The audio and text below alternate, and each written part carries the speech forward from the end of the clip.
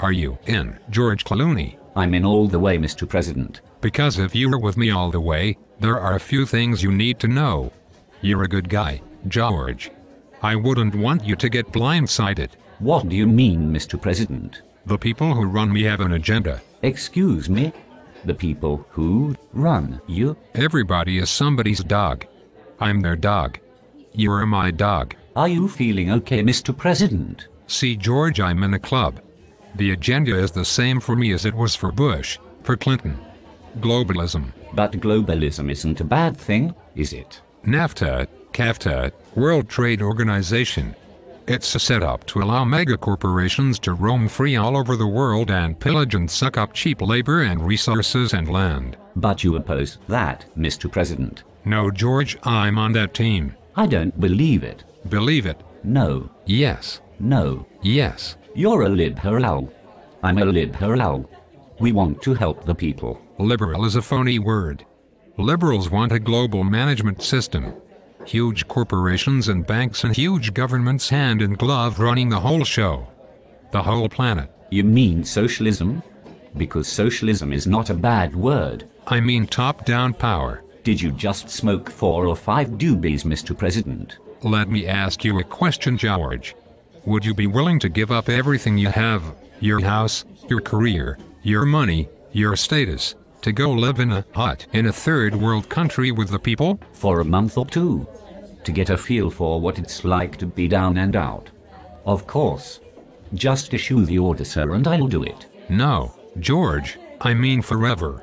For the rest of your life. You're kidding? Right. No. No way I'd do that. Forget it. Same here, George. I wouldn't do it either. But sir, with all due respect, the world needs people like us who are in a higher position, so we can make sure that the poor people get a fair break, get justice. This is me, George. Don't kid a kidder. You and I want the good life, the very good life, while we bent down from our privileged perch to help the less fortunate. We're not going to give up our perch. We're the 1%. No way around that. And the help we're going to give is a global management system. And that will help the poor. Sure, if by help you mean poverty, malnutrition, land stolen out from under them by big agribusiness, semi-slavery and so on. What are you talking about, Mr. President? Equality for everybody under the system, and a few people like us on top. That is not socialism. You're a good guy, George, but if you don't mind me saying so, you're a bit of a doofus. What about cap and trade? That levels the playing field. It does, if you want the playing field to be a gigantic swamp where people are starving without enough energy. But that's the point of cap and trade.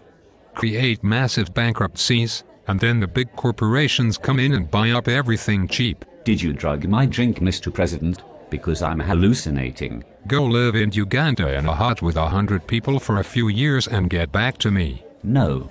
You go live there. No, you. You. See what I mean? Yeah. Maybe.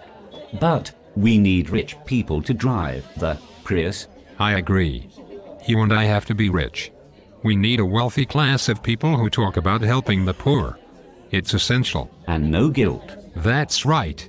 No guilt. Feeling no guilt is our burden. That's what the club is all about. Bush is in the club. All presidents are. I don't like Bush. Well, that's one of your talking points. Can I go to the Sudan for a couple of days to talk to the poor? I expect you to, George.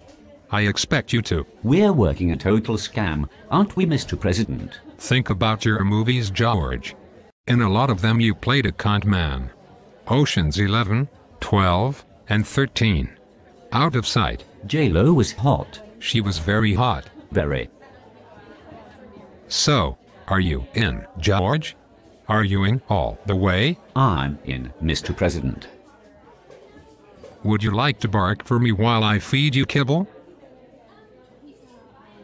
Not really.